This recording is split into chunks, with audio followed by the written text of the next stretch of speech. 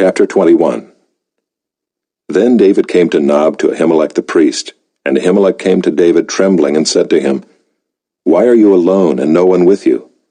And David said to Ahimelech the priest, The king has charged me with a matter and said to me, Let no one know anything of the matter about which I send you, and with which I have charged you. I have made an appointment with the young men for such and such a place. Now then, what do you have on hand? Give me 5 loaves of bread, or whatever is here. And the priest answered David, I have no common bread on hand, but there is holy bread, if the young men have kept themselves from women. And David answered the priest, Truly women have been kept from us as always when I go on an expedition. The vessels of the young men are holy even when it is an ordinary journey. How much more today will their vessels be holy? So the priest gave him the holy bread, for there was no bread there but the bread of the presence, which is removed from before the Lord, to be replaced by hot bread on the day it is taken away. Now a certain man of the servants of Saul was there that day, detained before the Lord. His name was Doeg the Edomite, the chief of Saul's herdsmen. Then David said to Ahimelech, Then have you not here a spear or a sword at hand? For I have brought neither my sword nor my weapons with me, because the king's business required haste. And the priest said, The sword of Goliath the Philistine, whom you struck down in the valley of Elah, behold, it is here wrapped in a cloth behind the ephod. If you will take that, take it, for there is none but that here. And David said, There is none like that. Give it to me. And David rose and fled that day from Saul, and went to Achish the king of Gath. And the servants of Achish said to him, Is not this David the king of the land? Did they not sing to one another of him in dances? Saul has struck down his thousands, and David his 10,000s. And David took these words to heart, and was much afraid of Achish the king of Gath. So he changed his behavior before them, and pretended to be insane in their hands, and made marks on the doors of the gate, and let his spittle run down his beard. Then Achish said to his servants, Behold, you see the man is mad. Why then have you brought him to me? Do I lack madmen that you have brought this fellow to behave as a madman in my presence? Shall this fellow come into my house? Chapter 22. David departed from there and escaped to the cave of Adullam. And when his brothers and all his father's house heard it, they went down there to him. And everyone who was in distress, and everyone who was in debt, and everyone who was bitter in soul, gathered to him. And he became commander over them. And there were with him about 400 men. And David went from there to Mizpah of Moab. And he said to the king of Moab, Please let my father and my mother stay with you, till I know what God will do for me. And he left them with the king of Moab, and they stayed with him all the time that David was in the stronghold. Then the prophet Gad said to David, Do not remain in the stronghold. Depart and go into the land of Judah. So David departed and went into the forest of Hereth. Now Saul heard that David was discovered, and the men who were with him. Saul was sitting at Gibeah under the tamarisk tree on the height, with his spear in his hand, and all his servants were standing about him. And Saul said to his servants who stood about him, Hear now, people of Benjamin. Will the son of Jesse give every one of you fields and vineyards? Will he make you all commanders of thousands and commanders of hundreds, that all of you have conspired against me? No one discloses to me when my son makes a covenant with the son of Jesse. None of you is sorry for me, or discloses to me that my son has stirred up my servant against me, to lie in wait, as at this day. Then answered Doeg the Edomite, who stood by the servants of Saul, I saw the son of Jesse coming to Nob, to Ahimelech, the son of Ahitub, and he inquired of the Lord for him, and gave him provisions, and gave him the sword of Goliath the Philistine. Then the king sent to summon Ahimelech the priest, the son of Ahitub, and all his father's house, the priests who were at Nob, and all of them came to the king. And Saul said, Hear now, son of Ahitub. And he answered, Here I am, my lord.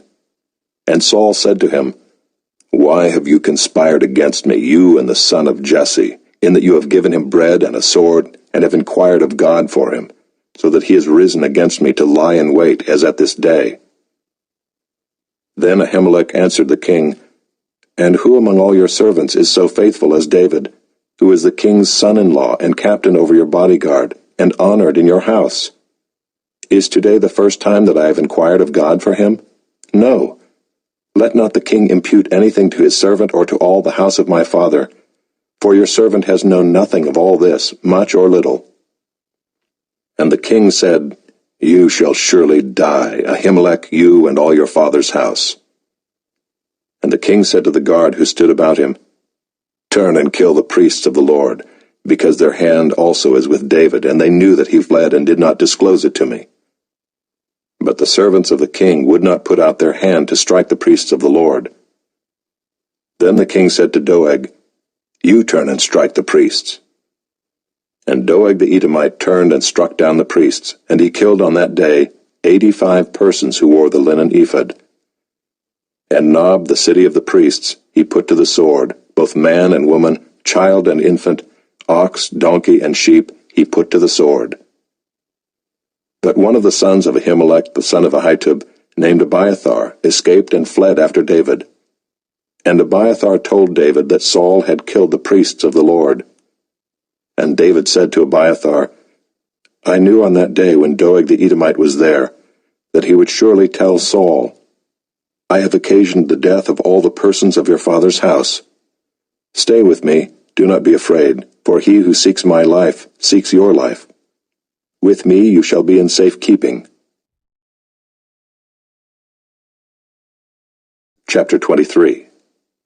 Now they told David, Behold, the Philistines are fighting against Keilah and are robbing the threshing floors.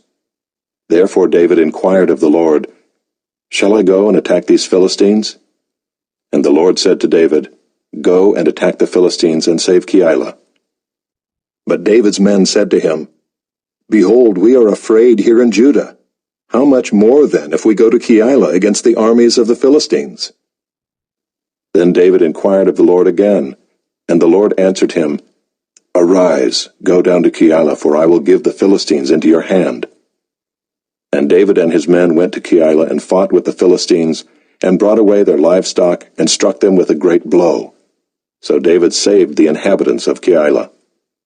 When Abiathar the son of Ahimelech had fled to David to Keilah, he had come down with an ephod in his hand.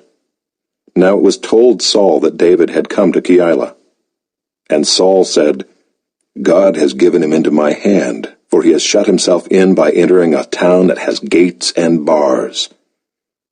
And Saul summoned all the people to war, to go down to Keilah to besiege David and his men.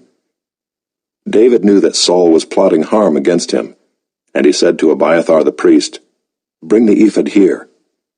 Then David said, O Lord, the God of Israel, your servant has surely heard that Saul seeks to come to Keilah to destroy the city on my account. Will the men of Keilah surrender me into his hand? Will Saul come down, as your servant has heard?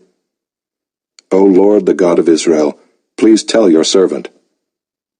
And the Lord said, He will come down. Then David said, Will the men of Keilah surrender me and my men into the hand of Saul? And the Lord said, They will surrender you.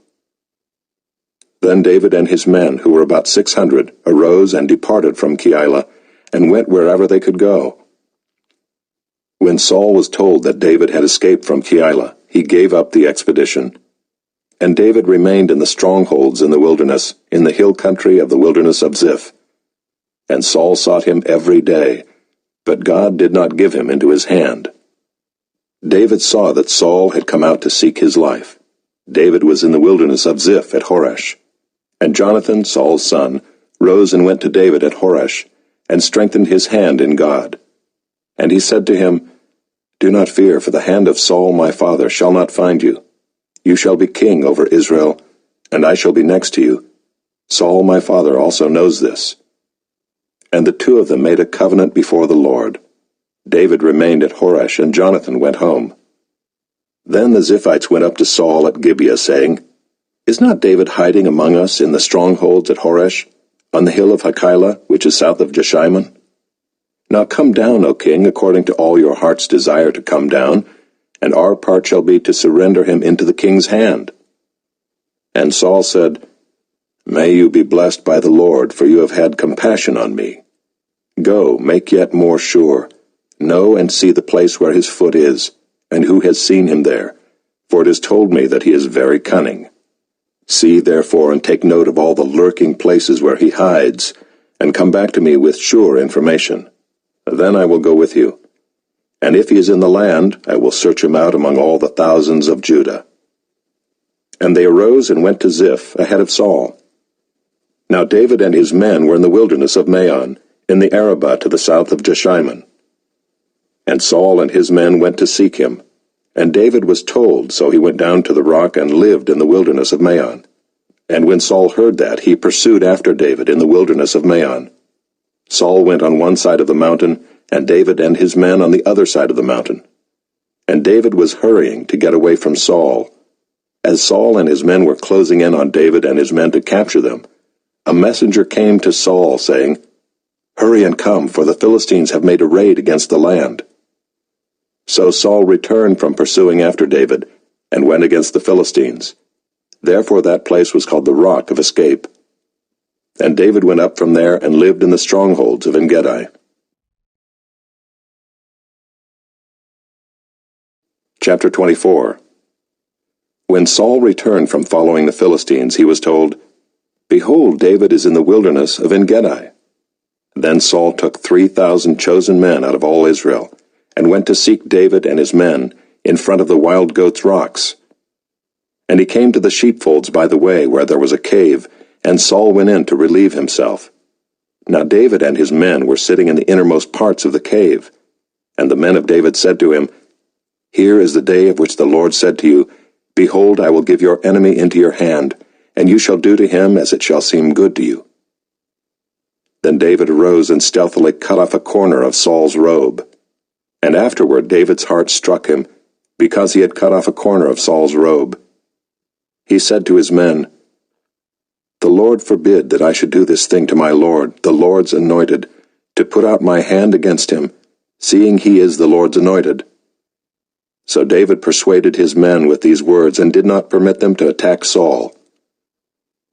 And Saul rose up and left the cave and went on his way. Afterward David also arose and went out of the cave and called after Saul, "My lord the king."